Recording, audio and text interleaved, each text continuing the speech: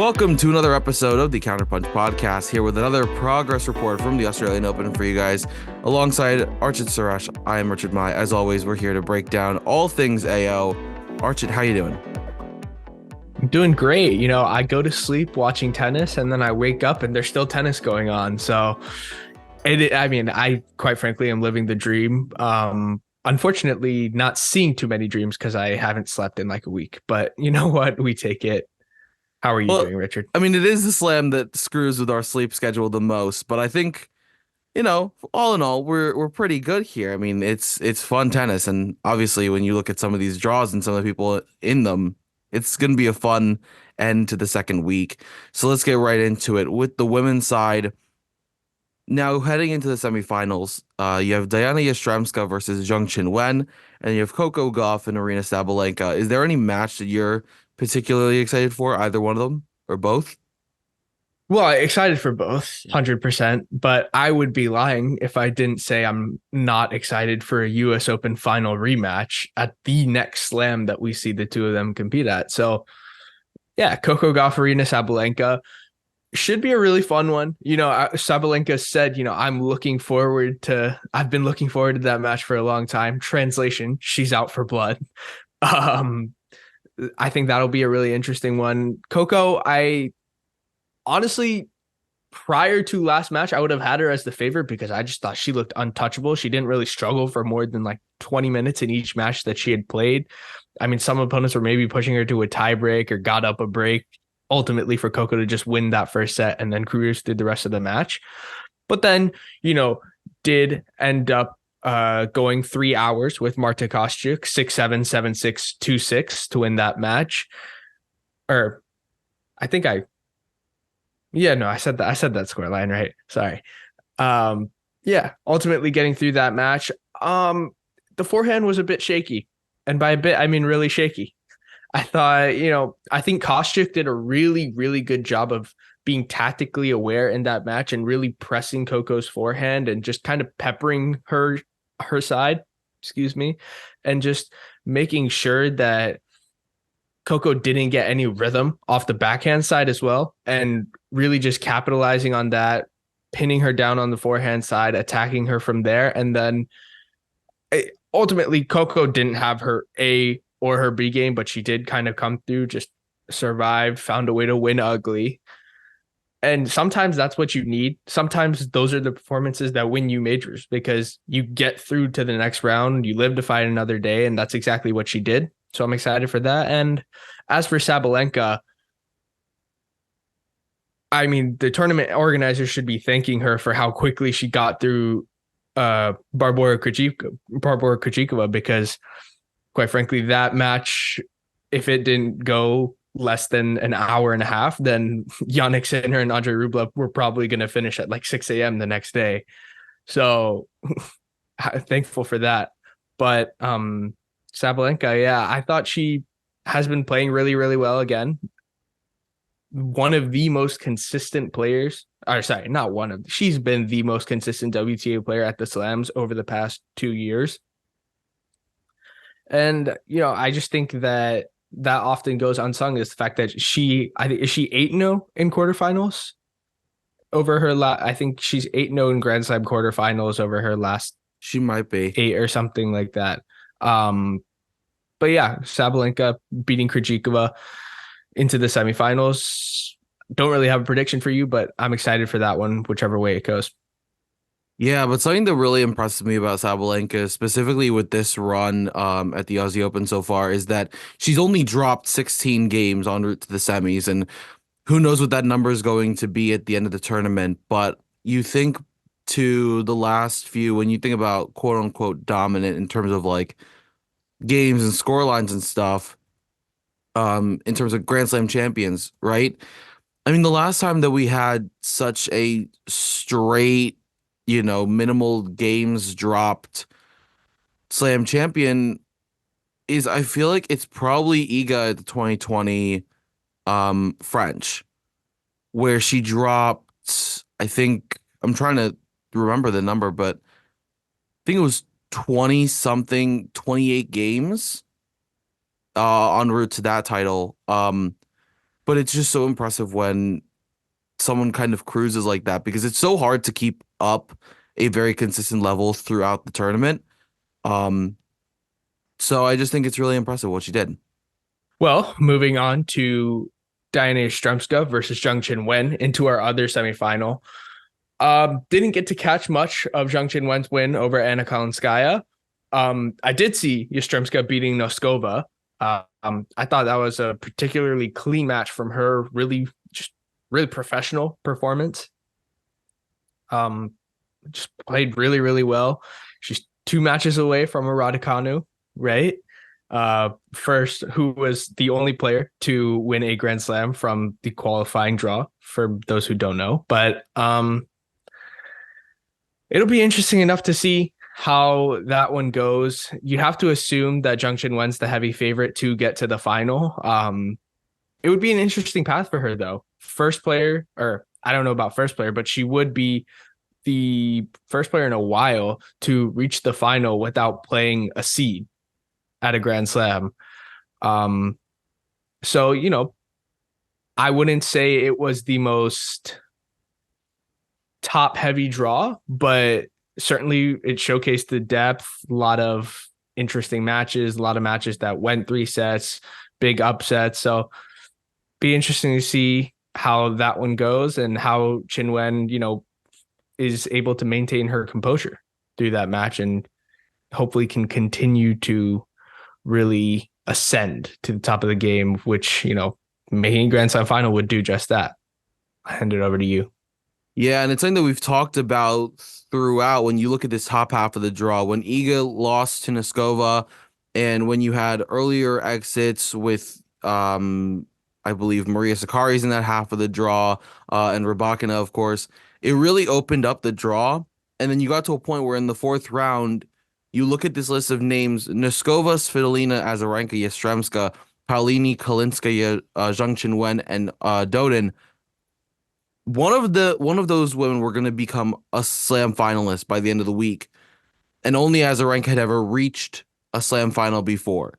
Um, so I just think that ever since honestly Iga and Rybakina both lost, it's been really fun to watch that part of the draw and really see where it's going to go. So I don't know. I have high hopes, and they've delivered. I mean, all of them have played great, and obviously, I mean, you have to get this far. Yastrzemska versus Junction win interests me. I don't know which way it's going to go. I kind of feel like partially it's who's playing better on that day, who's playing their game as it tends to be. But I don't know. I really hope that whoever wins can put up a really solid fight against Coco Gauff or Sabalenka, whoever, comes out of that match as well. So, and I'm sure they will. I mean, if they keep playing the way they have for the last week and a half, it's going to be high level tennis throughout the end of the tournament, and it excites me, especially because I'm the kind of, from a fan's perspective, I'm the kind of fan that just enjoys watching the underdog, the player that, has never gone that far, that's finally breaking through and getting that far and getting that opportunity. So seeing one of them is going to be really fun because it will be their first slam final. So it's going to be fun to see how they play, how they handle the pressure, all of it. It's going to be great. Absolutely. And just so we're clear, even when we say whoever wins that goes into the final as the underdog, underdogs can win very easily, right? I mean, obviously the winner of Coco and Sabalenka will be a heavy favorite considering both of them have won a slam in the past year. And Sabalenka, if she gets through, would be the defending champion. Coco would have won the most recent hard court major. So yes, they would absolutely be the favorite, whoever gets through that one. But I will say there is a joy to being the underdog that a lot of players play with because you can just swing freely, right? You don't have to worry about the expectations, right? Reaching a slam final in and of itself is a huge accomplishment for a lot of these players. For whoever wins this match, it's going to be their first Grand Slam final. So, I wouldn't necessarily even be shocked if one of them manages to pull off the upset. I kind of am hoping for Zheng Qinwen to get through to the final because I want to be right. Quite frankly, I said before the tournament. 2 weeks after calling her, our, what do we say, breakthrough of the year or like, or something like that. Breakout player of the year, our dark Yeah, horse for the Australian Open. You can lean whatever. whatever way we see. 2 weeks after we just said that, and then we get immediate return on our investment, Yeah. Yeah, exactly. It feels great. She's already into the top 10, by the way, which is a big achievement that's going to go under the radar from this tournament if, she manages to make a Grand Slam final. But yeah, shout out to Zheng Qinwen and shout out to us. What honestly excites me with Zheng Qinwen is that, and the thing is, we both know that that she has the game and the talent for it. This is somebody that could genuinely, be the, Ons Jabeur, Jesse Pagula type that consistently gives that top 3, 4 consistent trouble, and is always in the back of their minds, their kryptonite per se. Like, we know I she mean, has that kind of game, and like, I'm speaking immediate future. Like, long term, she could 100% be a top player. But I'm saying immediate future, this is a player that, given form and consistency, could continue to prove to be an issue for the Igas, the Sabalenkas, the Rybakinas, the Coco Gauffs of the world. yeah, and when you look at a player of her caliber, just the weapons that she has, the upside that those weapons give her, right? I mean, this is a player who's I know she pushed Swiatek to 3 sets at the French Open. Was that 2 years ago already? I believe that was 2 years ago. She pushed Swiatek. She can consistently push Iga. I know that some of the score lines in recent memory have been somewhat one-sided, but they've always felt a little closer than what the score line suggested. And I don't know. I just Zheng Qinwen just she has that ability to take the racket out of your hands when things are clicking, and she can overpower players from the back of the court. And I've been very, very impressed with her. Over to Sabalenka Gauff, because I do want to just take a little deeper dive into that.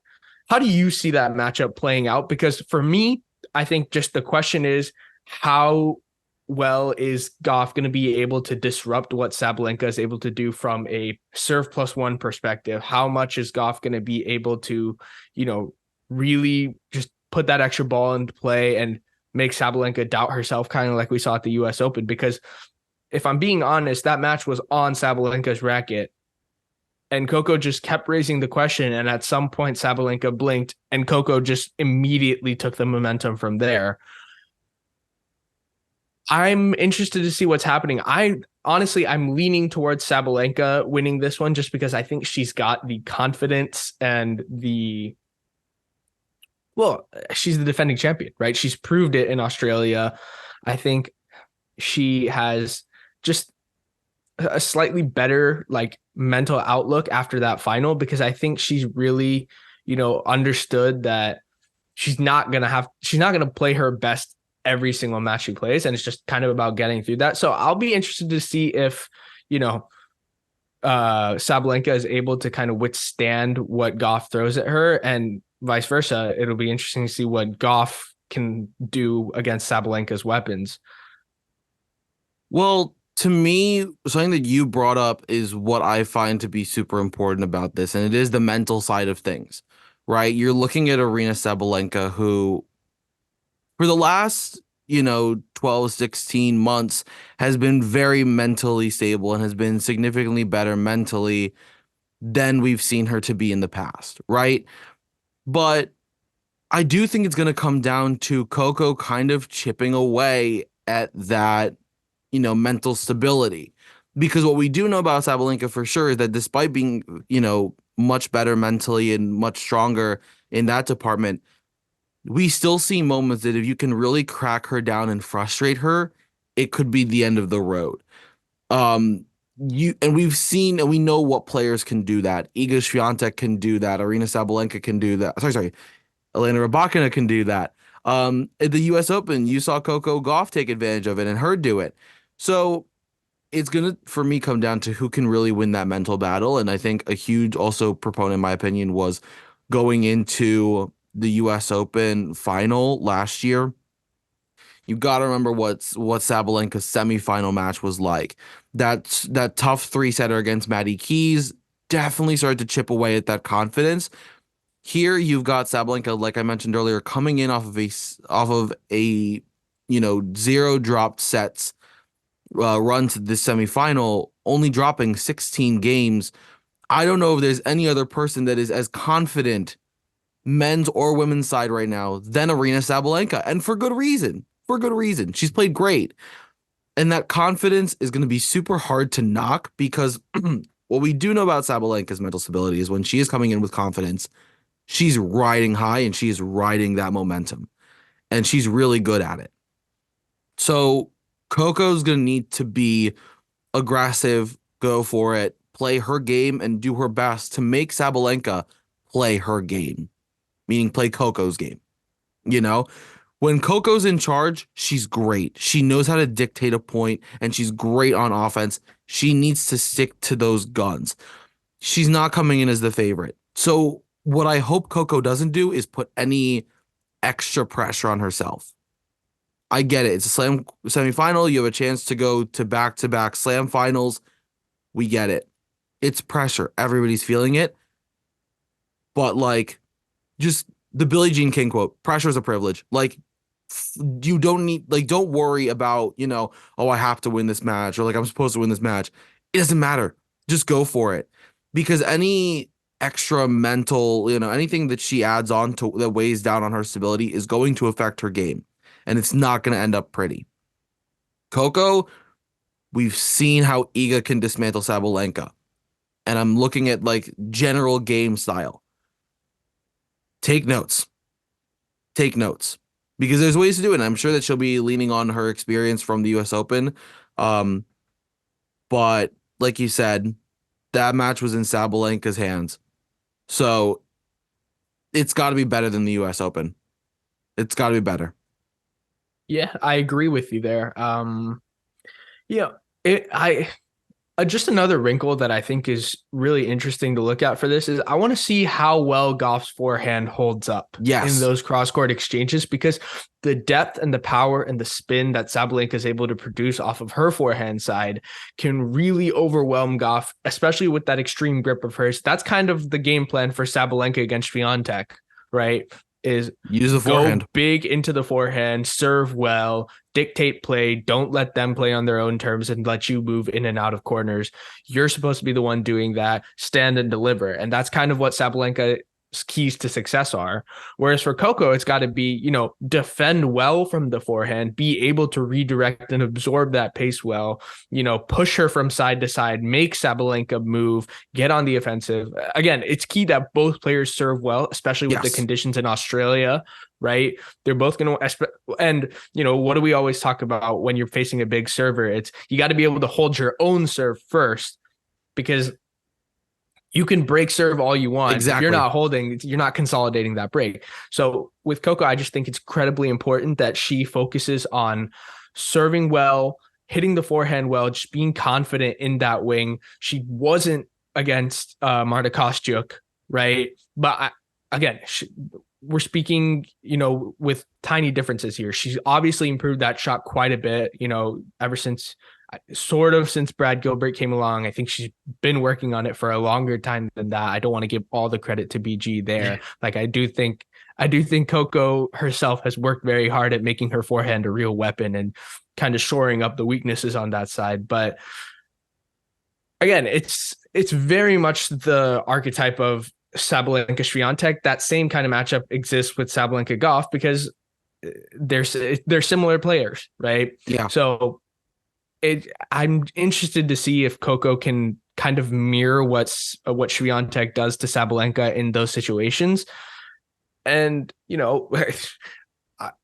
honestly, I really wouldn't be shocked if this result goes either way. I'd maybe give the like slight edge to Sabalenka, maybe 55-45 Sabalenka is kind of how I see this one going. And especially in best Yeah. of three where anything can kind of happen if you lose your momentum for like 4 games at a time, it's probably the match. Right. So There were a lot of things that I was looking at specifically at the Iga Danielle Collins match when I watched it.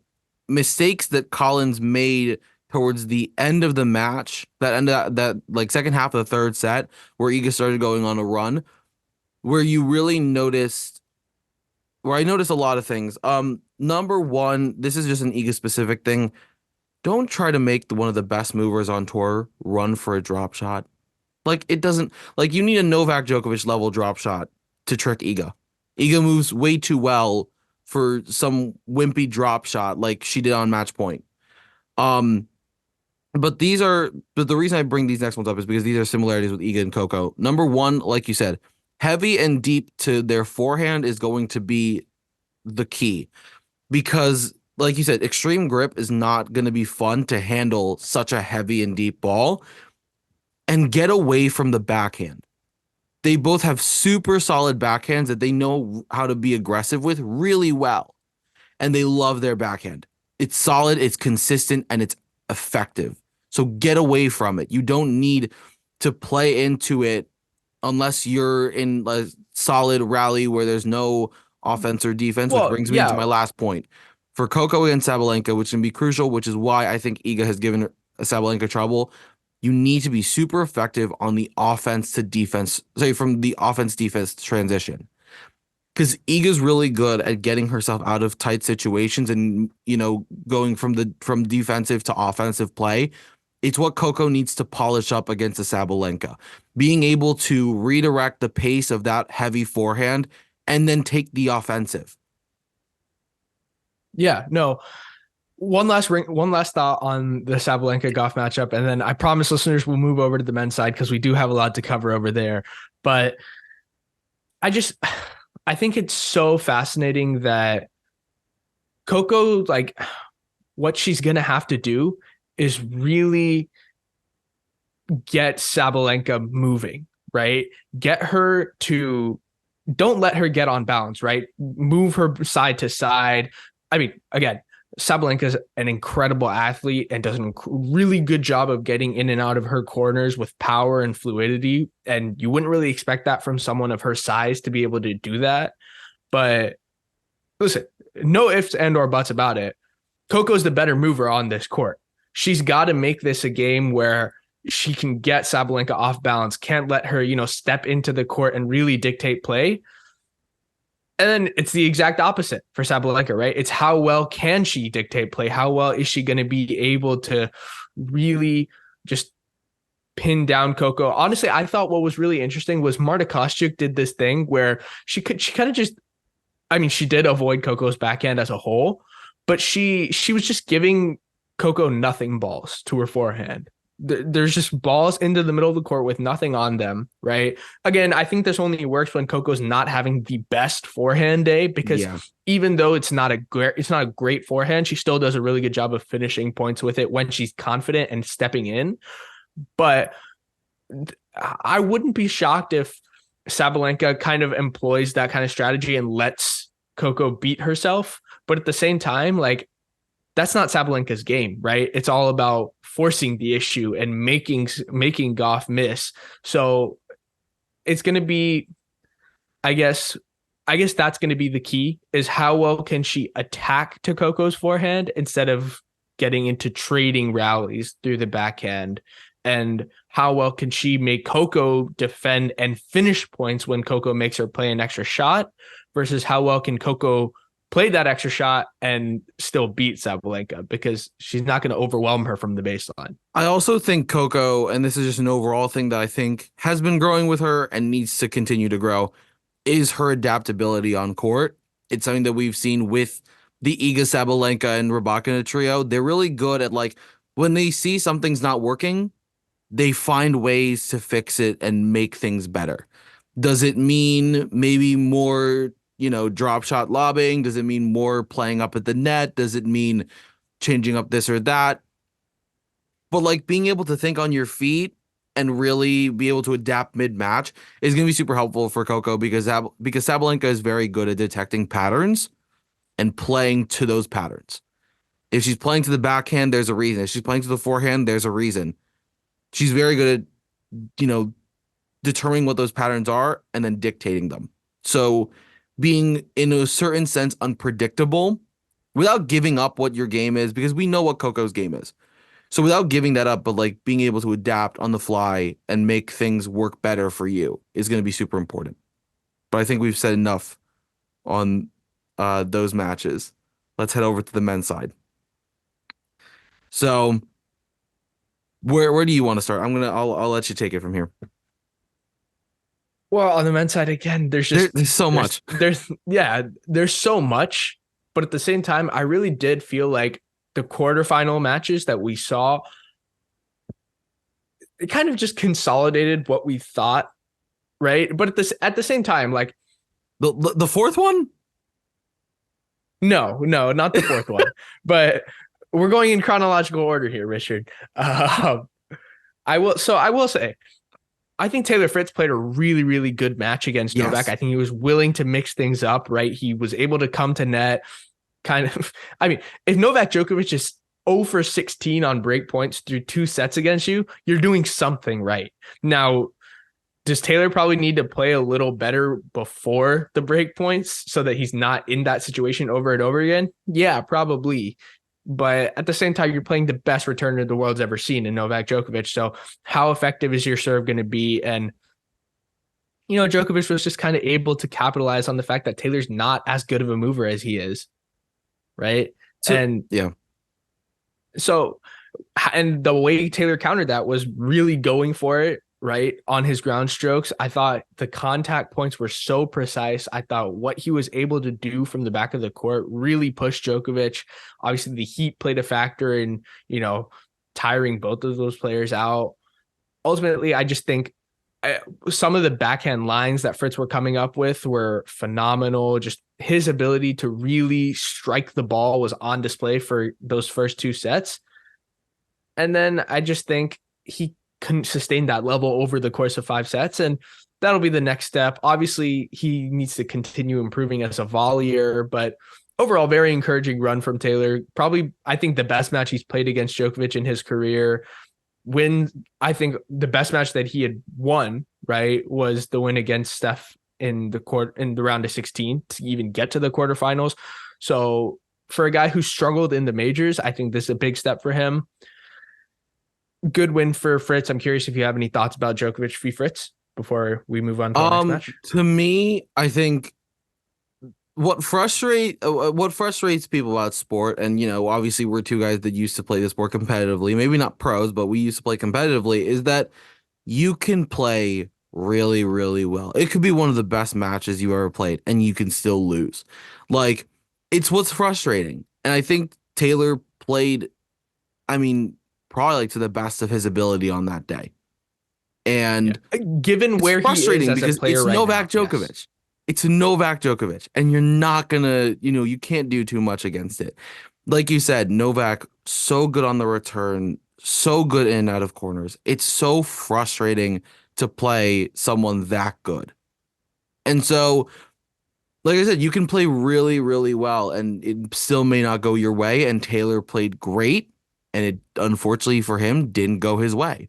So I think it's obviously a further proof that Novak is as great as he is. I'm excited though because his next match, this semifinal, to me, if there is anyone that can take him down right now, I think it is this man that is coming up for him in the semifinals. Speaking of him, we'll move on to his quarterfinal. Yannick Sinner took down Rublev in straights 4-6 and 3. Your thoughts on what I think was just a phenomenal performance from Yannick Sinner? Yeah. Again, great performance from Yannick. Rublev now 0-10 at quarterfinals at slams. I hate to keep bringing that stat up because I feel think bad it's for also him. I feel so bad for him.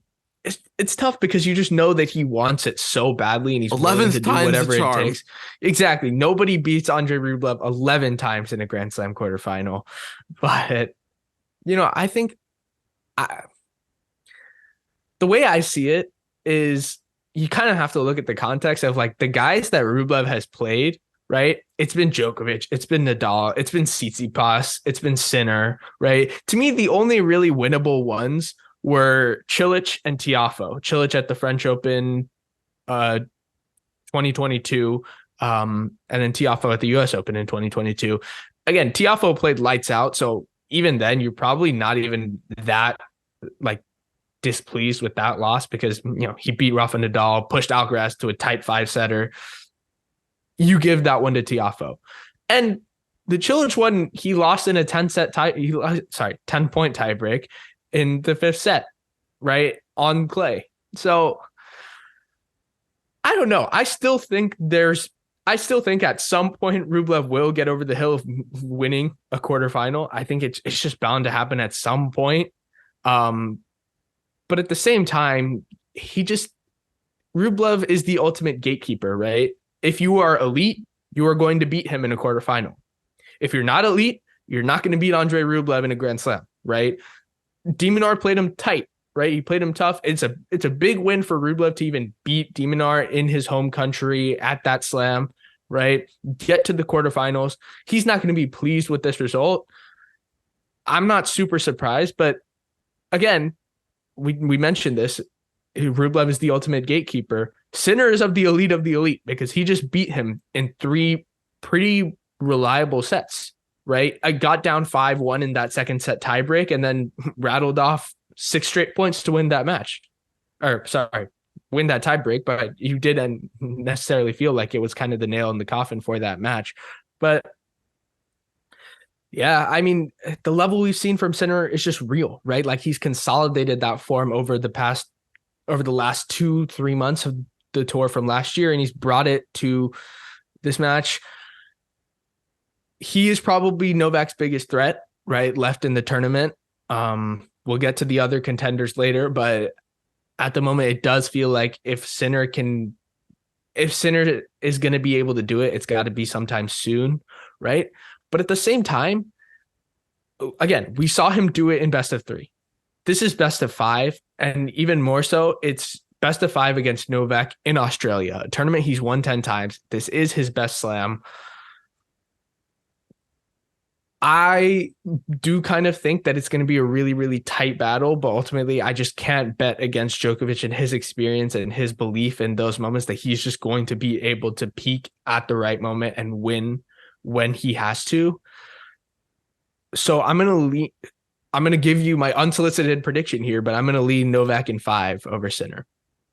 But I do think Yeah. this is a match that Sinner has to lose before he can win it one day. And the other matches against Novak have been competitive in slams, but not really, right? Like he got up 2-0 at Wimbledon one year, but the next 3 weren't close. And then the next year loses in straights to Novak at Wimbledon. I think this is the year where Sinner like again continues his ascent and he levels up and really pushes Novak, but I do ultimately think Novak gets through again. I mean, the thing is that you have a great point. It's exactly what happened with Carlos Alcaraz, right? They Even though it wasn't as many meetings, I'm pretty sure before Alcaraz finally beat him, you did see that ascension where from the first time that they met to the last time that they met before Alcaraz finally got him, there was a big growth from Alcaraz's side, an ascension to a higher level, like you mentioned. And I don't know, I get what you're saying. The fan in me, unsolicited fan opinion, I would love to see Sinner walk away with this one. Because I'm so tired of the regular schmegular Novak wins. Let's move to France. Oh, Novak wins. Let's move to London. Oh, Novak wins. Let's go to New York. And the same thing happens again and again and again. I'm tired. Okay. The thing is, I respect that. we're we're getting up there and like we're 20 and 19, and for the majority of our life watching this sport, it has been the Novak Djokovic show. Like it's just, especially the last few years. And the thing is that the fact I'd like to just also point out, the fact that I just said what I just said is of the utmost compliment to Novak Djokovic. Because if someone is annoyed and tired of you winning, it is because you are too good and you win too much. That's the truth. And, I think here's the thing. There is no denying how great Novak is, but I agree with you. In a realistic sense, if we're talking about a prediction, I think Novak in 5 as well. I fully agree. I think Yannick takes the first one. Novak, it's going to be like a back and forth battle, hopefully.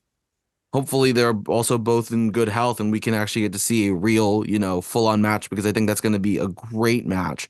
Um, I would love to see Sinner, get it. We know he can do it in best of 3 matches. Yet to see it in the best of five. And I think, like you said, if he can push Novak to five at the very least, this will be a great motivator for him to know, like, yeah, I can get there. Like I can do it. It takes that little bit more and I can get there. And I will say I was looking through Rublev's last 10 quarterfinals, and of the 10, only only three of the players he lost to lost in the semifinals. The rest of the seven all were in the finals or won. Yeah. It is Uh, he is the gatekeeper, and I think, like you said, this is a very good test and proof for Sinner that he is that good. And when you look at the guys that he's lost to in a slam quarterfinal, I believe the only one of them to have not won a slam is Francis Tiafoe. All of the others that he's lost to are slam champs. well, I Sorry, think I think he lost to Tsitsipas. Tsitsipas. Yeah. Tsitsipas. But you look at Marin Cilic, Rafa Nadal, Novak Djokovic, Daniil Medvedev. Has he lost to Alcaraz in a quarterfinal? No, I don't believe so. I don't think Even if they've he played in the had, Alcaraz quarterfinals. is also a slam winner. So like Yeah. you're looking at very top tier guys.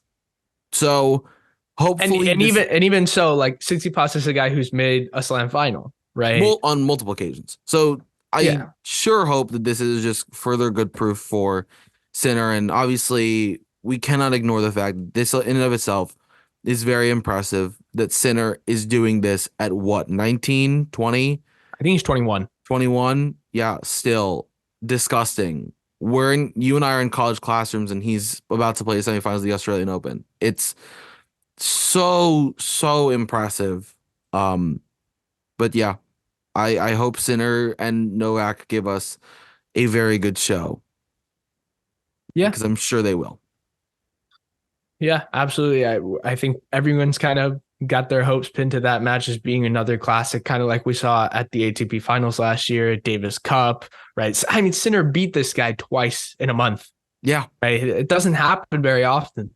And so but it's just proof like that we know he can play at that level. I just think that the big he question that we're absolutely can. always going to have is when it comes to a best of five. You're talking about a guy that Novak's made what, 48, 50 something quarterfinals? Like, is it 48? Like I think it's 58. something I'm not like sure. that. I But I know the stat you're referring to, but I but don't remember that the many number. quarterfinals, and he does have 23 slams. You know that this guy has so much experience in, huh? Is it 23? It might be 24. I'm so lost I at this thought it was point. 23. Here's again, we've lost count. We've lost count. We've we Listen, continue to lose count. Um, you know what? No worries. Continue. Novak Djokovic is really good at tennis. Point made. but the point being, for a guy that's gone this deep in Grand Slams so many times, the one He's thing that you can 124, by the way. is it 24? He's I 24. Because I remember seeing a fan Oh, was it the asking if US? he, Was it last yeah, year's he US? won Yeah, 24 at the US, but I remember a that's what fan did it. asking him if he had his 25 jacket printed out yet. So That's right. But point that's right because he tied Margaret Court. But point being, with a guy that's gone this far in slam so many times, he's got experience and he knows what it takes to go all five sets. He's played some of the most legendary matches in history. I always think back specifically at the Australian Open to that God knows how long match against Rafa in the finals where they needed to bring them chairs for the trophy ceremony. Um, this guy knows how to go the distance. And so this is really, if anything, going to be an endurance test for Yannick. How long can he go while maintaining a high level? We know he yeah. has the level to beat Novak because we've seen it in a best of three, but but the question is, can he continue that level across five sets? Yeah. No, I still think there are questions physically and game wise for Sinner against Djokovic over best of five because again, he's got to prove that he can hang with Novak over the span of a best of five match in a Grand Slam semifinal, right? Because again, Sinner has struggled with fitness throughout his career, right? It seems like his body's sort of finally catching up to the level of play that he can produce, right? So now he's kind of been able to stay fit and get through these matches. But again, there have always kind of been lingering injuries and doubts with Sinner. So it'll be interesting to see if he can really kind of maximize that, stay healthy, stay fit through this best of five match, right? If he can get through that part, the other barrier is, can he beat Novak? If it, like, I'm telling you right now, if it's the fifth set and it's 4-all, Sinner's about to serve, I'm telling you, Novak, I know Novak is going to bring his best level at that moment, right? I haven't seen it yet from Sinner, right? And I'm not saying whether he can or can't. I do think he can, and I think ultimately he will one day do that and be capable of winning a slam, because that's what I think he's going to do with his career, right? But he's got to be able to prove it, right? And first of all, what better way to do it than by beating Novak in Australia? Go out there and say, I'm the guy, right? Like, I can do this. Like, yeah, Alcaraz beat you in a slam final. I can beat you at a slam too. Like, I am that good. I am that level of player. I've proven it. I've done everything but take this step. So I'm going to do it in front of the world's eyes, right? And I'm going to do it so everyone can see how good of a player I am. On the other hand, it's Novak Djokovic at best of five, and I'm just not betting against him. So It's hard to. It's so difficult to bet against yeah, him. yeah. Why don't we move on to our other quarterfinals and set up our men's semifinal before we have to head out of here? I thought Hubie Hurkacz played a great match against Daniil Medvedev earlier. Oh, get me started. All right. Really, really competitive match from first point to last. I thought there were so many interesting tactics that were on display, right? Medvedev changing up his court positioning on the return, Hurkacz coming up to net a lot more, just really, just finding ways to dictate play.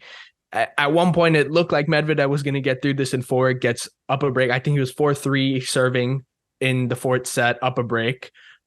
Two service holds away from winning this match, and then Hurkacz comes roaring back, gets it to a fifth set. Daniil looked dead to rights in that fifth set, honestly, because it really looked like he was struggling physically, and just he found a way, right? Medvedev just leveled up near the end, just hung tough, got a second wind, and just he battled through it. Very, very promising performance for Hurkacz, but it's Medvedev who comes through, and I just got to keep giving that guy credit, right? He does what he's supposed to do. I think he's reached the semifinals of the Australian Open for at least, I think, for the third time in 4 years. So the I only think loss so. coming to last year against Korda, 2021, 2022, he was a back-to-back finalist, lost to Djokovic and Nadal, loses to Korda, into a semifinal here against Zverev. We'll see how he can go from there, but I want to get your thoughts first on Hurkacz Medvedev. All right. So no, I think we talked about how Sinner taking Novak to five would kind of be a litmus test for him, reaching that level. I see a similarity with Hubie doing this to Medvedev at a slam. They've only met in a slam once, and it was Wimbledon 3 years. Yeah, 3 years ago when Hubie made that insane run beating Roger and making the semifinals. That one went to five, but I think this is like because Hubie's form, as we all know, has been kind of up and down for the last 3 years. He's got his on days, got his off days, but I think this is further proof to himself of how good he is. Hubie is, I think, was difficult for Medvedev when you're going into this match or when you're preparing to play Hubie Hurkacz. Hurkacz is one of the best servers on the tour. Has the highest ace production rate per match, and just overall a very consistent and strong serve. It is so difficult to play him, and so it's about breaking and then converting, like we talked about with big servers. And I think Hubie coming in with a 3-2 in favor of him head to head helps a lot with the confidence. Obviously, now it's 3-3, so we'll see where it goes next time. But no, I think with all biases aside, I do want to shine a light on Hubie because I think this has been a very solid result from this is his deepest run in an Australian Open and his second deepest run in a slam in his career. So I think it's super important to remember that this dude can be a pain when he needs to be. He's 26, so he's in that like Sitsi pass kind of like middle Yeah, net, he's of that generation, right? he's not it's weird because he's not the Dominic Teams Zverev Medvedev group, but he's not the Alcaraz Sinner and them group. He's kind of like that Well, middle point. yeah. Well, I mean, Team is But first of all considerably older than Medvedev or Zverev. Like, he's 30 and Medvedev, I think Medvedev's 27 and he's am I slightly is that older than Zverev. yeah, you're right. But again, semantics. Yeah. We're worrying about the wrong things here. But like this is a guy that I feel really bad because he's such a good player and I fear that he will retire without a single slam. But if it wasn't for certain players, which is, really cheap to say, but like he could be a slam champion in another universe where there isn't such pushback. Um, Yeah, I mean that's fair, but at the same time, there's you can always say going to be that competition about a coming. lot of people. You can say that And about again, a lot of like, people. yeah, But point being, um, I love Hubie. He's great. I love watching him on and off court. He's really good at just putting his head like when he goes down, he's just really good at putting his head down and moving forward. Super like calm on court presence, which is, at times pretty interesting and fun to watch. Um, but all credit to Medvedev because it takes a lot to get through all these matches and um, I think for Hubi to push someone as good as Medvedev to five is a good, you know, what's the world word? It's just a good sign for him overall and for his future. And I'm excited. I'm interested to see how he plays moving forward from this, and I'm excited to see how Medvedev plays in his next match. I think his level's been great, but so has Sasha Zverev's. yeah. Well, we'll get to that one right now. Sasha Zverev beating Carlos Alcaraz in 4 sets. I mean, off court issues aside, right? This is uh, this is Let's what just say it Zverev what it does. is. Let's just say what it is. He's playing great. It's Yeah, I mean he's playing great tennis, but there's so many things that are taking away from the take are moment. taking away from the fact Are taking that away from the moment. not even so the moment. It's just taking away from the fact that Zverev is such a great tennis player when he's on. It is a shame that there is so many, issues surrounding him off the court, right? We're currently awaiting trial for a criminal offense in Berlin. It's again, it's a tough situation for a lot of fans, organizers who watch this match and want to appreciate the level of tennis when this is the cloud that's kind of hanging over everybody's head. But we'll focus on the tennis for now. Incredible level from Zverev the first 2 sets, right? Um, and This then is this is genuinely a like finalist like worthy Zverev. Like this is a guy that like when you look at the way he's been playing, this is like high caliber. His serve has been 100%, yeah, working. His ground strokes have been working. His movement has been working. Everything has been working in his favor. yeah, Like you can't yeah. deny like how good the guy's been. Like Yeah, it's and to me, this felt a lot like the 2022 Roland Garros quarterfinal, yeah. where same matchup. Zverev comes out probably playing the best tennis we can see him play, right? Serving absolute bombs, returning really well, just all over Alcaraz, and Alcaraz kind of just doesn't show up for 2 sets, right? And then all of a sudden, Zverev gets a little tight when he's trying to close the match out, kind of like we're used to him see. Like at one point, I'll be honest, listeners, I fell asleep after the first set of this match. Okay. I woke up, saw the score after the second set, saw that Zverev was 2 sets up, and said, I'll wake up when he's serving for the match because I know something's going to happen. Yeah. I woke up. Again, Zverev was 2 points away from closing this out in straight sets at 5-2, 30 all on Alcaraz's serve. Then he was 2 points away on his own serve, gets broken. Alcaraz comes roaring back. He suddenly wakes up. Looks like all the momentum's on his side. plays a phenomenal tie break, like high, really, really high level from Alcaraz there. And it looks like he's got all the momentum going into the fourth set. And at one point, we're thinking, oh my God, this is going 5. We're going to have to delay this recording. Because I was texting you, I was saying, listen, we'll Yeah. record this Zverev Alcaraz pod afterwards and just add it onto this pod. And then the fourth set happened. And then the And fourth set happened. yeah, and what happened? Alcaraz played a pretty crappy game at 4-all when it looked like all the momentum was on his side. And this has kind of been a pattern with Alcaraz's losses at slams, right? You look at the loss to Sinner at Wimbledon 2 years ago, kind of doesn't show up for 2 sets, comes back for a huge third set comeback, and then just slightly drops off in the fourth set. And it's too little too late because he just didn't show up for the first 2 sets. Same thing happened against Zverev in that Roland Garros quarterfinal. And same thing happening against, well, similar things happened against Medvedev at last year's US Open semifinal, because I do think Medvedev just played a phenomenal level that day. But this is kind of a recurring pattern that we're seeing in Alcaraz's slam losses, where if he's not sharp through the course of 5 sets, I think he's still got a ways to go in terms of finding his best level and navigating how best of 5 works in that way. Because again, Alcaraz has never come back from 2 sets down in his career, right? There's only one time Zverev's lost from 2 sets up, and that was the US Open final in the biggest match of his life, right? Against Dominic Thiem. I was about to bring it up.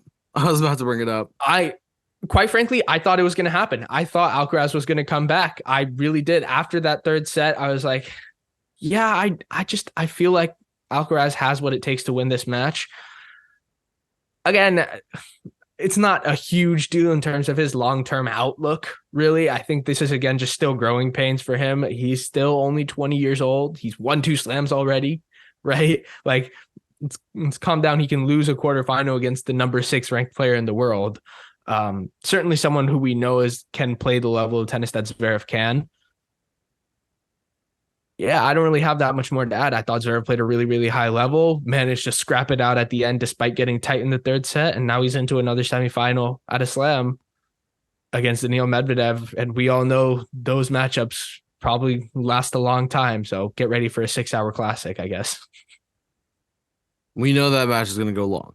But to me, there's one thing that you touched on that needs to be highlighted and needs to be Sasha's, one of the things that Sasha has to work on, not only for the near future, because he's definitely going to need against Medvedev, and if he can get past Daniil, he's definitely going to need this against a Novak or a Sinner.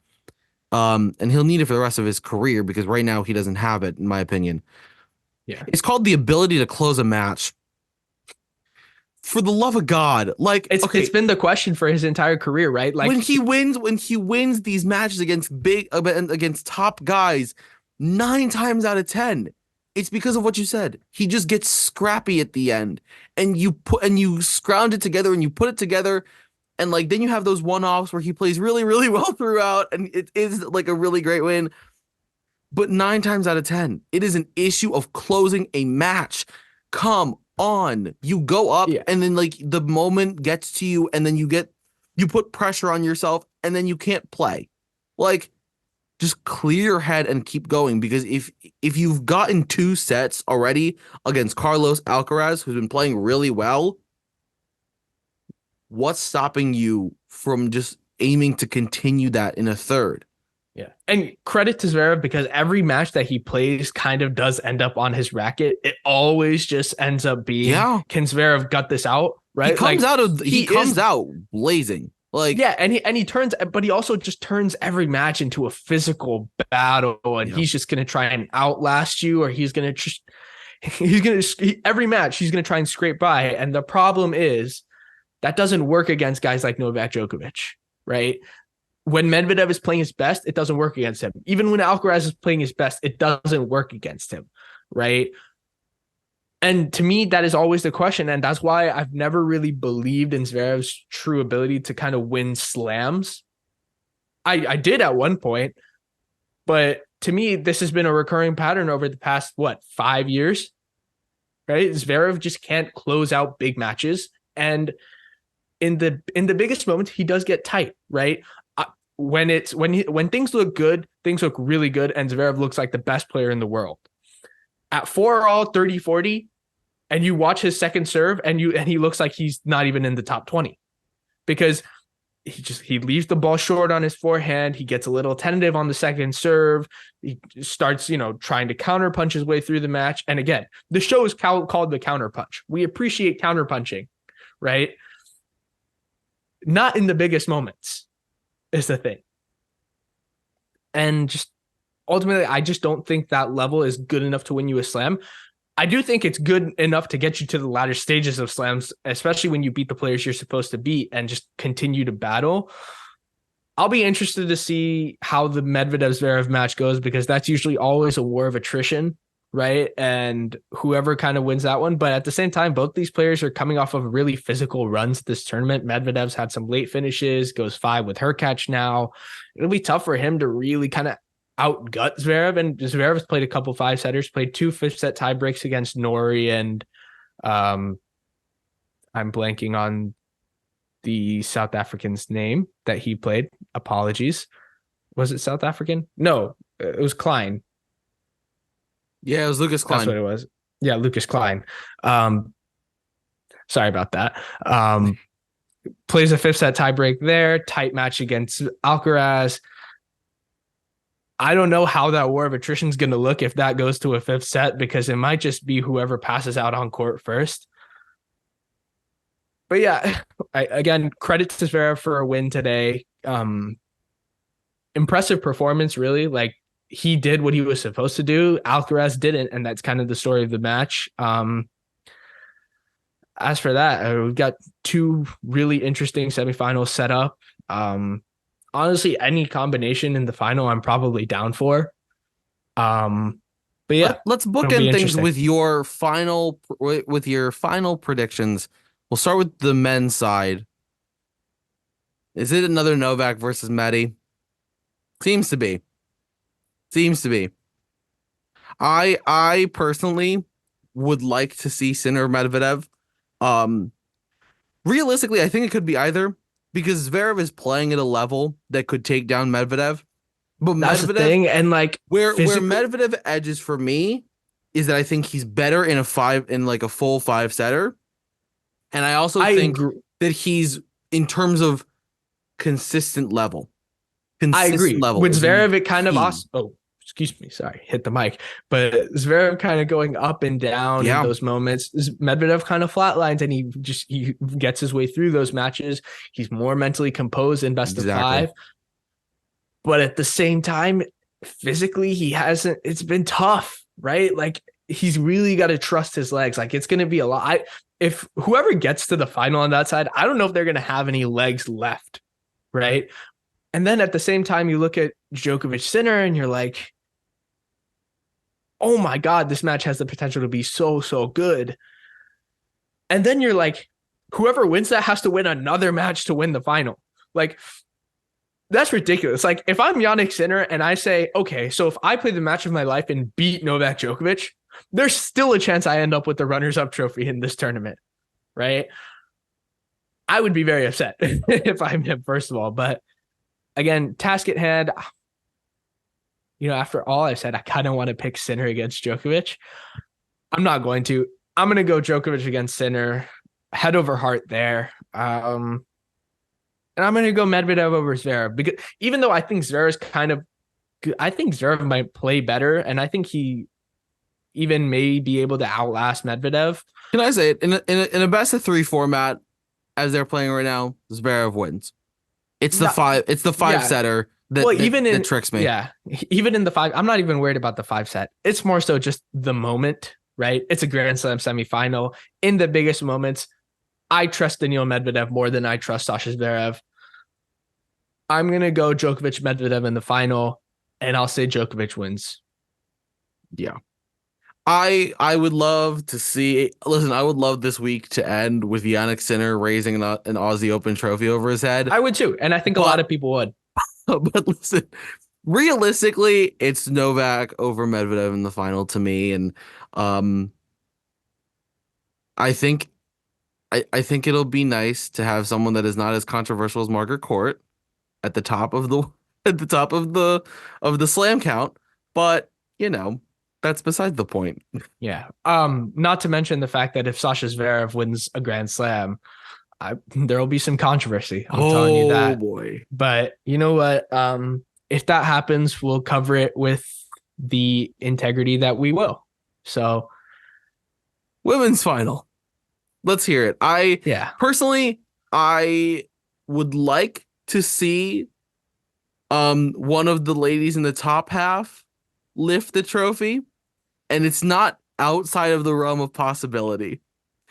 Now, I'm gonna speak on what is realistic. Sabalenka over Zheng Qinwen.